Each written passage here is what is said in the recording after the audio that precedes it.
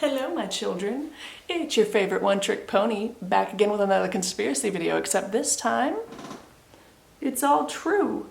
But you can't read that because I'm a terrible person and I'm not gonna move my chair for you. All right, I'm gonna try to do these in order from least terrible to makes me wanna die.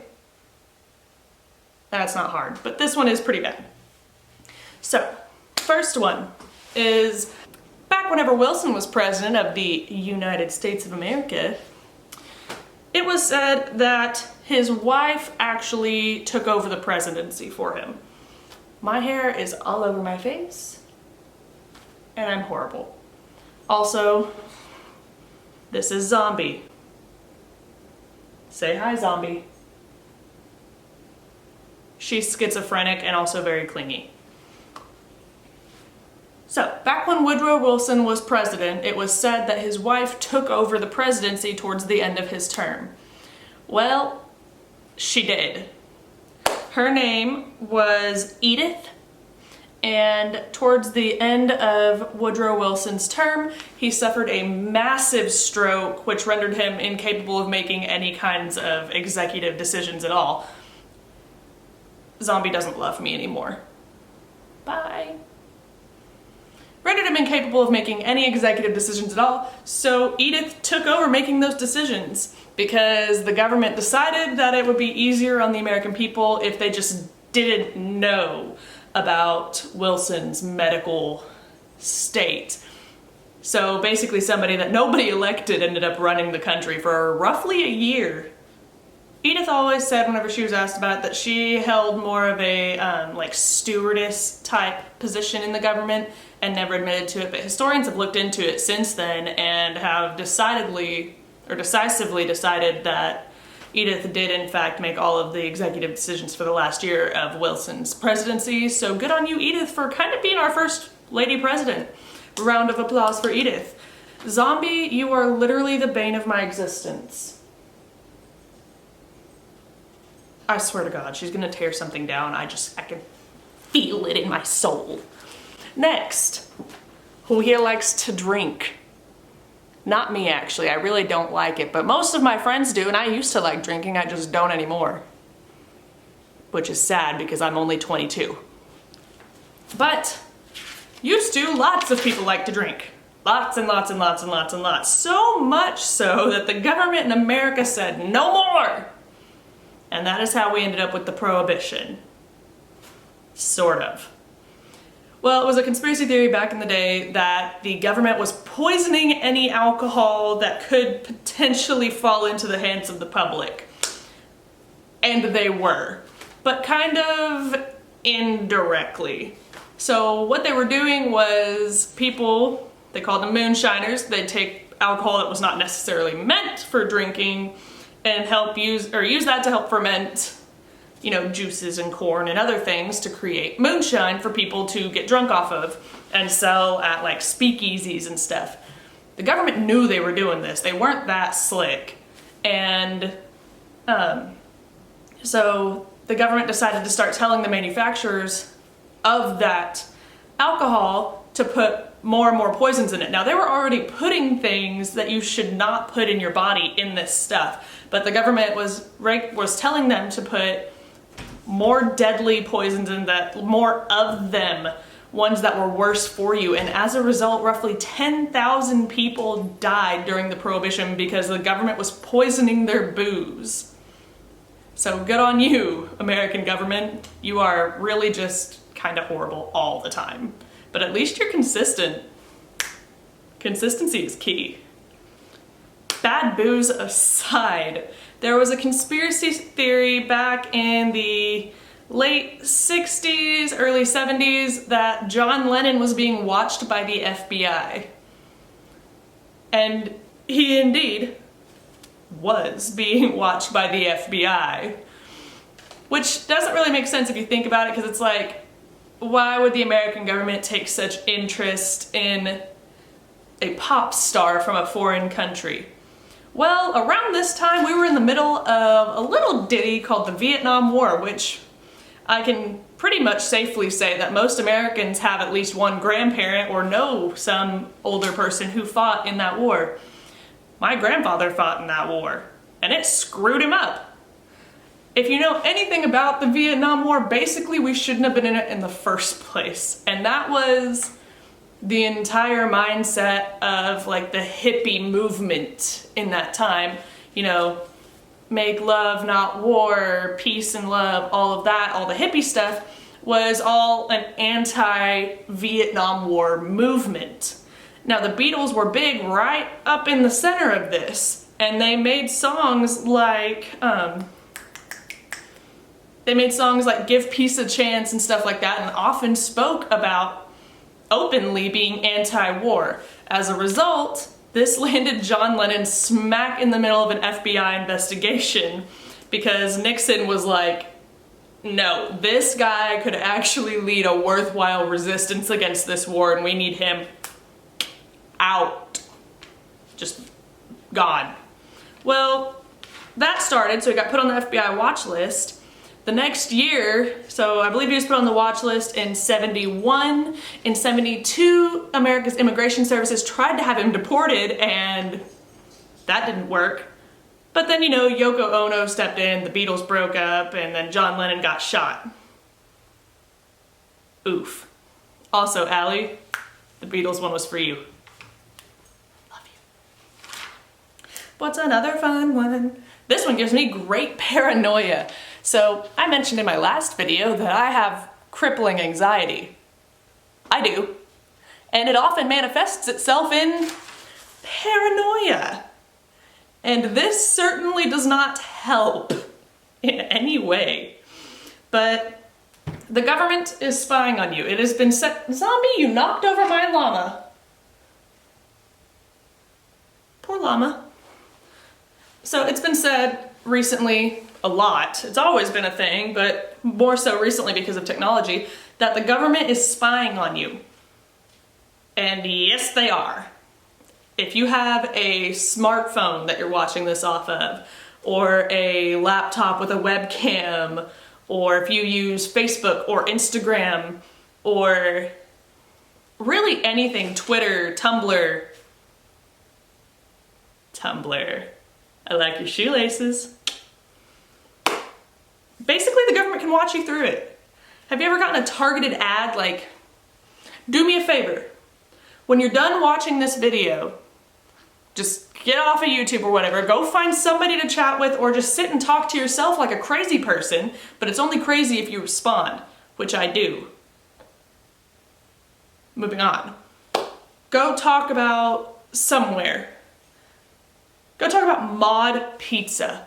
Mod Pizza is this pizza place based out of Austin, Texas. There's one near me, and this is the one I tested it out with. I talked about it for a while with some of my friends, and then I started getting ads for Mod Pizza on my phone, on my Instagram. So go give that one a try and let me know if it works, because it does. They're called targeted ads from your phone literally listening to you talk. And in 2016, a government agency sent 49,868 requests for user data to Facebook, 27,850 to Google, and 9,706 to Apple, according to the Electronic Frontier Foundation, which is a nonprofit that defends people's civil liberties in the digital world. So thank y'all, and you can check out their website if you want to see some tips and stuff on how to protect yourself. I did it.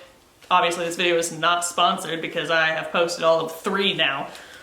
Canada tried to create a gaydar in the 60s because they were very homophobic, which is a very terrible thing, and we are all kinds of LGBT, everybody, equal rights up in this channel. But they did create a gaydar. They hired a university professor to come in and create a machine that they would expose government workers to same-sex erotic imagery, if you catch my drift there, and would measure their pupil dilation based off of it. When you're attracted to something or you love something, your pupils will dilate and get bigger when you look at it. So that's exactly what they did, and it worked, and over 400 people were fired from government jobs in Canada, like, you know, postal workers, the Royal Canadian Mounted Police, the military. Your pupils dilate when you see those naked boys, you out. Because, you know, they didn't let women work in the government back then anyways. So it was just the dudes. Sorry, dudes. Getting into some of the more horrible ones. Back in, junk, I can't remember what year it was. Either way, the government was trying to master mind control. And it was a conspiracy that, you know, people were being dosed with LSD by the government, and it turned out to be true, and it was a CIA operation called MK Ultra. And it is part of the very, very popular series on Netflix, Stranger Things. I enjoy that series deeply. Deeply. Well, if you haven't seen Stranger Things, then just skip ahead a few seconds. But, you know, in Stranger Things, Eleven's birth mother is all kinds of screwed up in the head, and it's because she was a victim of the MK Ultra experiments, which started out by using LSD on volunteers to try to see if they could use that drug to enhance their brains and modify their behavior and stuff like that. Well, you know, by using volunteers, you have kind of a biased sample, especially since it's a brain chemistry experiment. So then they just started dosing random people. Isn't that fun? You just get randomly just dosed up with LSD, go on a massive trip even though you've never intentionally done LSD before in your life, and then you're screwed up for the rest of your life. The American government has issues.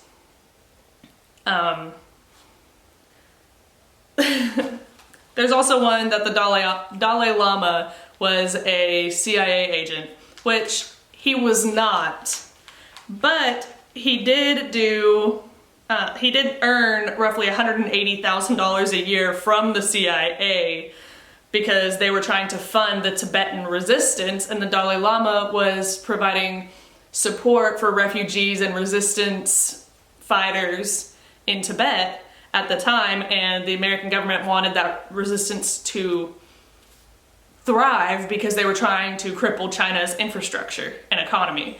And so a Tibetan resistance was a great way to do that, and since the Dalai Lama was helping out their refugees and their resistance fighters and stuff, the CIA was like, we like you, dude, and gave him about $180,000 a year. But true to being the Dalai Lama, he was not selfish with this money, and he did put it towards all of these people he was helping, because he was a pretty good dude. There's another one that is much more relevant today, and that is the price of medicine in America. If you are from any other country, this is gonna sound ridiculous to you unless you're on social media a lot and you see how the American healthcare system works. Well, the conspiracy is that Big Pharma monopolizes the production of medicine so that they can charge whatever the heck they want for it. And they do. My favorite example of this is insulin. I am not a diabetic, but both of my grandparents were diabetic, and I have a couple of friends who are diabetic. Insulin is incredibly expensive, and based on your insurance or whatever you have, it can cost anywhere from $300 to $800 to, I've even heard upwards of $1,000 for just one bottle of it. And some people, depending on how bad their diabetes is, can go through 6 bottles in a month. No one has the money for that. No one has the money for that. The same exact medicine across the border in Canada, you can get at any regular pharmacy for around $30. Just let that one sink in really fast. Well, what happened was in 1923, John James Rickard McElroy discovered insulin, and with his partner Frederick Grant Banting, and they sold the patent for it for $1 because they wanted everyone to be able to have access to it that needed it. And, you know, they couldn't create insulin. They didn't, you know, invent insulin because it is a hormone that your body produces. But they discovered it and discovered what it does for the body and managed to make a medicine out of it like a synthetic insulin, if you will, and sold the patent for it for $1 so that everyone who needed it could have it. Well, because of that, Big Pharma, bought the patent for it and now charges whatever the hell they want for it. So if you're diabetic, I am sincerely sorry, and remember to never, ever ration your insulin. Somebody will help you. Do not ration your insulin. It is horrible and you could die. I'm watching you.